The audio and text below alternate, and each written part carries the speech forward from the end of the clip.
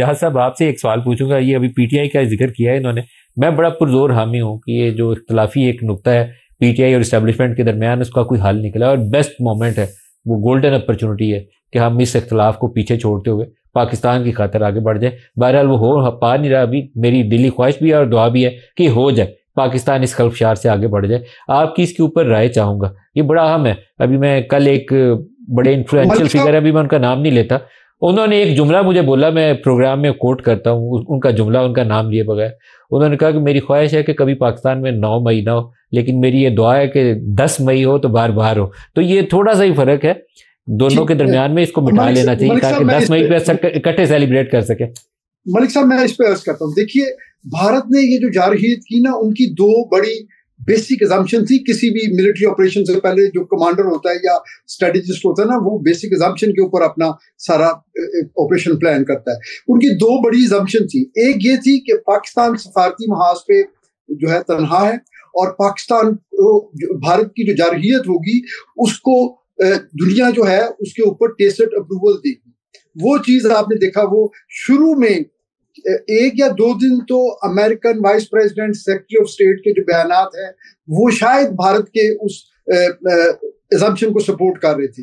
لیکن اس کے بعد جو ایونٹس ہوئے, جو پاکستان نے ایک قوم کی حیثیت سے اپنا ریزالو شو کیا, اور جس طرح پاکستان نے اس کا جواب دیا, تو اس کی بنیاد پہ وہ اپنا اورینٹیشن انہوں نے چینج کر لی.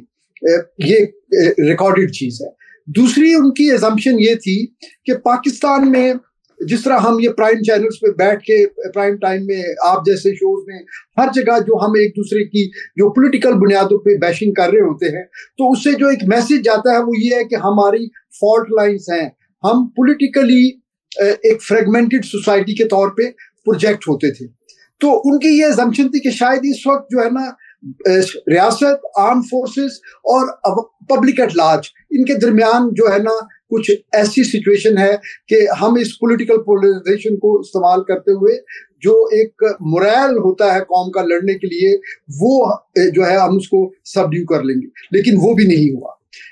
میری کوئی پولیٹیکل اورینٹیشن نہیں ہے, لیکن پاکستانی اور ایک سینئر سٹیزن کی حیثیت سے میں یہ 2 بڑے معزز جو ہیں سیاسی اکابرین آپ کے شو میں ہیں, میں ان کے توسط سے یہ ریکویسٹ کرنا چاہتا ہوں کہ دیکھیے ہمیں ایک موقع ملا ہے نا, تو ہمیں چاہیے کہ اس سے ہم اپنے جو انٹرنل جو پوٹینشیل فالٹ لائنز ہیں نا, ہم ان کو سیمنٹ کریں, ہم جو ہے ایک دوسرے کو اسپیس دیں, ہم ایک دوسرے کو اکاموڈیٹ کریں. کیونکہ اگر ہم مصیبت کے وقت اکٹھے ہو سکتے ہیں تو ہم پاکستان کی آئندہ بقا کے لیے, پاکستان کی ترقی کے لیے کیوں نہیں اکٹھے ہو سکتے؟ ہمارے دیکھیے بہت اچھی بات ہے, ہمارے اختلافات تو اپنی جگہ ہیں. آپ کا جی چاہے آپ جس کو ووٹ دیں, میرا جی چاہے میں جس کو ووٹ دوں, لیکن ہمیں ایک دوسرے کو سپیس تو دینی چاہیے نا. اور اسی طرح بلوچستان کے لیے ہمیں بلوچستان کو ڈفرینٹ طریقے سے دیکھنا. ملک صاحب پلیز مجھے 1 منٹ دیجیے گا.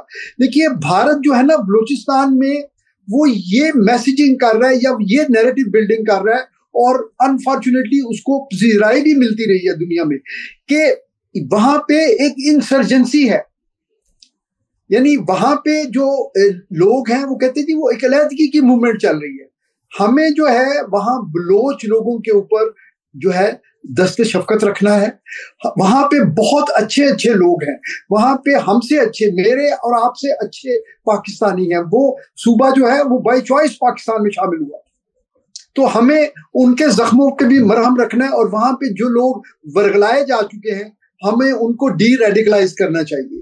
اس کے لیے ہمیں فیڈریشن کو بڑا پن دکھانا ہوگا, اور ہمیں سب کو مل کے جو ہے پاکستان کے لیے, دیکھیے پاکستان ہے تو آپ ہیں, پاکستان ہے تو ہمارا مستقبل, ہمارے بچوں کا مستقبل ہے.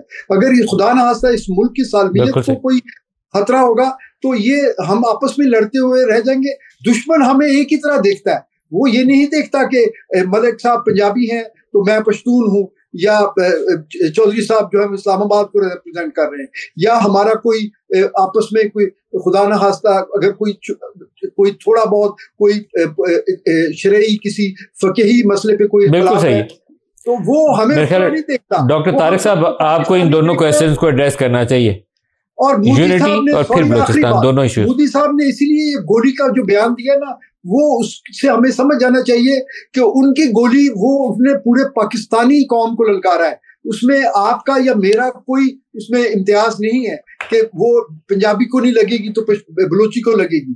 تو یہ ہمیں سمجھنے کی ضرورت ہے, اور اللہ کرے کہ ہم اس کرائسس میں اکٹھے ہو جائیں. بس میری یہی دعا ہے. جی ڈاکٹر طارق صاحب.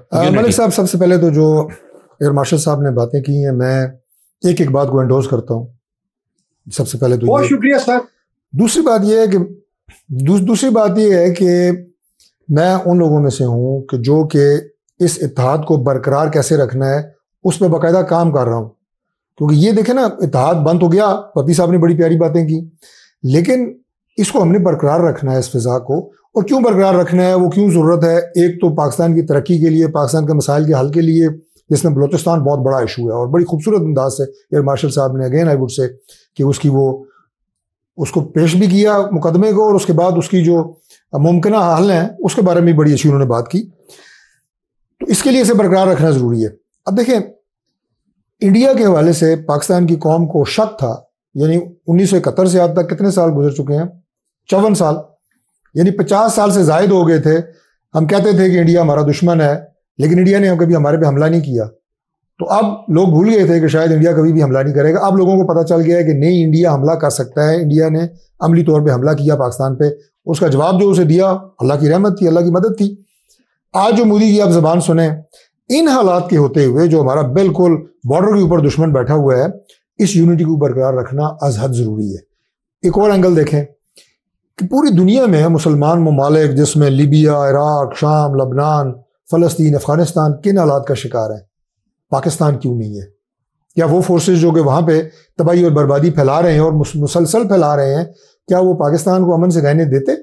اللہ تعالیٰ کے فضل سے اس کی وجہ ہمارے افواج اور سیکیورٹی کے ادارے ہیں کہ جو ملک میں ان تمام قوتوں کا اندرونی اور بیرونی طور پر مقابلہ کرتے ہیں. اور بالکل جیسے آپ نے کہا کہ جب عوام ان کے ساتھ کھڑی ہو گئی ہے اور جڑ گئی ہے, تو اس سے یہ جو بانڈ بنا ہے نا, یہ پاکستان کی انشاءاللہ تا قیامت پاکستان کے وجود کو برقرار رکھنے کے لیے ضروری ہے. مزید مضبوط ہونا چاہیے, توازن ہونا چاہیے, اور اس میں آپ سب لوگوں کا رول ہے. بپی صاحب سے بھی کلوزنگ ریمارکس لے لیں. بپی صاحب, آپ اس پہ کچھ ایڈ کریں گے؟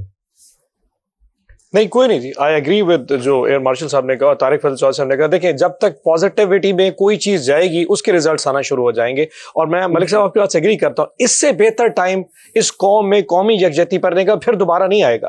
یہ ٹائمنگ ایسی ہے کہ جب پوری نیشن, مجھے فخر ہے, مطلب اس ٹائم ہمارے ایسے لوگ ہیں جو اپنی ڈی پی ایس پہ فوج کی فوٹو لگاتے ہیں. دس از دا ٹائم جب یہ معاملات ہو. اس وقت چاہے حکومت ہے چاہے ریاست ہے, آپ جیت میں یہ یاد رکھیں کہ یہ پہلا اور آخری نہیں ہے. اس کے بدل probably more battle to one. اس سے پہلے اس اپرچونٹی کو استعمال کر کے کہیں پہ کوئی ڈسگرنٹل اگر کوئی چیز اگر رہ گئی ہے اس کو ایڈریس کیجئے. And I can assure you once you settle this, میں نے ایک دفعہ کسی کو کہا تھا, میں کہ یار کیا پی ٹی آئی, کیا ٹی ایل پی یا بی ایل ایس سے تو بڑا دشمن نہیں ہو سکتا. دس از دا ٹائم. آپ اگر اس سیگمنٹ کو بھی ساتھ لگا لیں, یقین جانیے ہر وہ کام جو ریاست کرنے جا رہی ہے آگے کرے گی. جب انڈیا آگے آپریٹ کرے گا, آپ کو پاپولر جو ایک موومنٹ چاہیے وہ بھی ساتھ نظر آئے گی. And this is the time. And I am sure government کے پاس اس کے بعد اپرچونٹی نہیں. دیکھیں, حکومتیں آتی رہیں گی جاتی رہیں گی. ہم نے 65-71 کارگل کا بدلہ 10 کو لے لیا. But if you think this is gonna last battle, ایسا نہیں. اس سے پہلے اگر آپ ان چیزوں کو ایڈریس کر لیجئے, ان فالٹ لائنز کو فل اپ کر دیجئے, آپ کو مودی یا انڈین میڈیا سے لڑنے میں جو اگلی دفعہ جو بیٹل ہے وہ زیادہ مزہ آئے گا. اینڈ اللہ سے پوری امید ہے کہ آئی ایم شیور کہ اس دفعہ سینٹی پریویل کرے گی, وزڈم کہیں نہ کہیں ضرور پریویل کرے گا.